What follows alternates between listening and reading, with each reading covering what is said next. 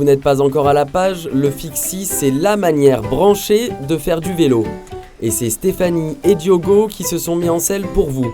Bonjour, je m'appelle Stéphanie, je suis professeure de français et j'ai découvert par hasard le Fixit et du coup j'ai voulu tester. Alors il faut savoir que je ne suis pas très sportive à la base, autant je l'ai été à une certaine période, j'adorais l'acrobranche, faire du tennis de table, du volley, des randonnées.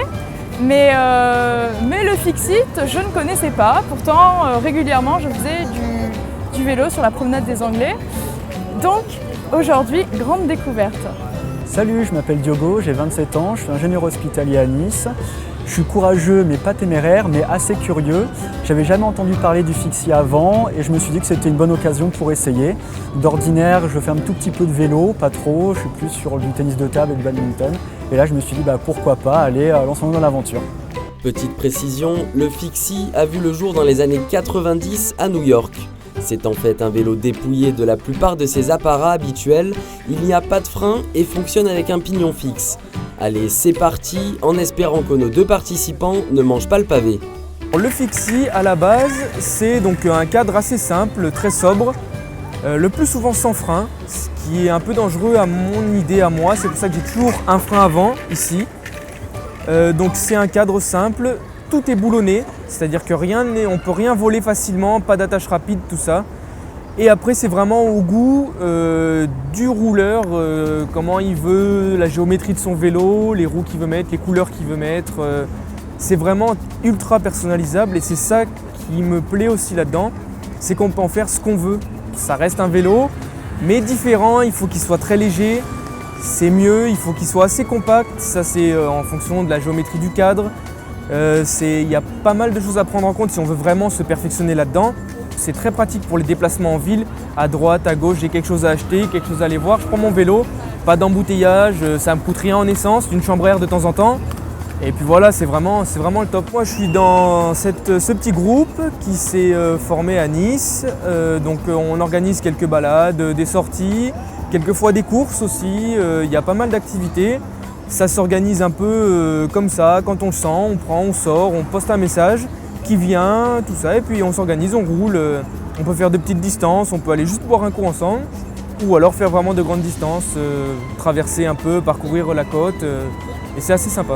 C'est quelque chose qui est en train de vraiment éclater, il y en a de partout, on en voit de plus en plus. Ça vient à la base des US, et c'est un truc qui est là-bas depuis longtemps, et ici j'ai l'impression que ça dure, ça continue, et j'espère que ça va pas s'arrêter. Et il y a un petit effet de mode, c'est sûr, comme dans tout, de toute façon. Les gens, ils s'amusent à rouler, il y en a qui vient de passer, voilà, les gens, il y en a de partout, on en voit de plus en plus, moi ça me fait vraiment plaisir. On essaye de regrouper vraiment tout le monde ici avec nous pour pouvoir promouvoir le Fixie justement, qui est de plus en plus de monde avec nous, en brancher de plus en plus. J'ai l'impression que ça a pas trop mal marché avec nos deux novices qu'on avait ici. Venez, rejoignez-nous et venez essayer. Donc le groupe c'est Salade Fixoise. Sur Facebook, on est là, on est communauté ouverte. Et puis s'il y a des novices, on vous acceptera volontiers, on donne beaucoup de conseils, on organise des sorties, voilà. Venez découvrir et vous ne serez pas déçus. Après des débuts un peu compliqués, le tandem a plutôt bien roulé. Alors, à refaire ? On a une impression de vitesse quand on monte dessus et qu'on commence à accélérer, mais on se laisse vraiment porter par le vent, ça va beaucoup plus vite qu'un vélo normal. Et par contre, je n'ai pas réussi à freiner. À freiner en bloquant les pédales, je n'ai pas réussi. Voilà, donc j'ai dû tricher en utilisant le frein qui était sur le guidon. Le vélo, il était déjà un petit peu haut pour moi. On m'a expliqué que c'était pour une raison d'aérodynamisme, mais moi je trouvais la selle quand même un petit peu haute. Et justement, quand le vélo s'emballe et qu'on essaye de freiner avec les deux pédales, qu'on n'y arrive pas forcément, on perd un peu l'équilibre.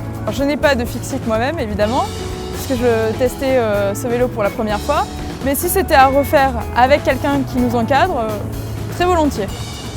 C'était très sympa, c'était un peu déstabilisant quand même au niveau de la prise en main parce qu'on a toujours les réflexes sur un vélo classique d'avoir le frein aussi, le frein côté droit. Et c'est vrai que de ne pas en avoir, c'est un peu déstabilisant.